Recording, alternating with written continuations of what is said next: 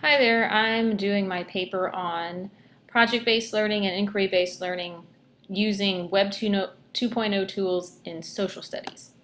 I'm going to start my paper off talking about project-based learning, just in general how it benefits students and how it can be used in an environment such as social studies to kind of help create the sense that history is more than just facts. It relates to your own personal life. The facts are not just something you can put into a category and leave it alone.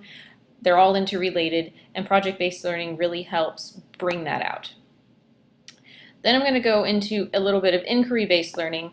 The article that I found really struck me because it started talking about how inquiry-based learning mainly dominates the field of science, but really doesn't go into anything else. But it takes it into the history, social studies realm.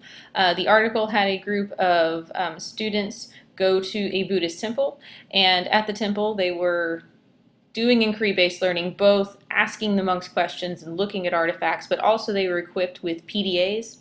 And so they were able to create this environment where they were at the actual site, looking at the actual history, and they could also look it up on their PDAs in more detail. And just the article talks about how inquiry-based learning really made the students feel more at ease with the information, and it helped to increase their achievement in comparison to just a regular classroom setting where you're just looking at pictures or looking at videos, things like that. So after talking about both of those, I'm going to go into mobile devices or mobile apps for e-learning. I plan on spending more time, since the article on inquiry-based learning talked about using PDAs in class, I was going to do a little bit more research and find another article either on PDAs or iPads or something of that nature that can help either promote project-based or inquiry-based learning. But to stick more onto the topic, I stuck with Voicethread. The article I found on Voicethread showed that Voicethread does several things. It increases engagement and motivation. Students can work at their own pace. They can be thoroughly monitored by the teacher. If the teacher has the educational version, that version you can, for like $60 or something really small, a teacher can get 100 accounts and not have to worry about students having their own email, and they can create settings where every comment, either voice or written, is monitored, so it's not made public until it's okayed by the teacher.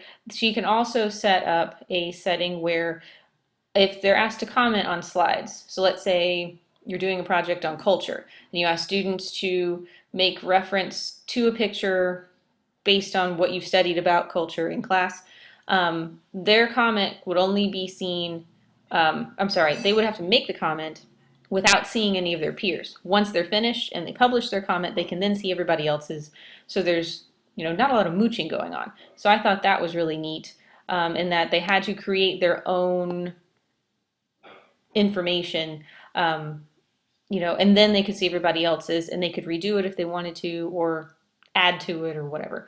And then kind of why mobile learning. I consider Voicethread mobile because you can access it anywhere and at any time. So it does the same thing as a PDA or an iPad would. You could take it with you to a location, or you could have a Voicethread and you could access it anywhere, update it anywhere, something like that.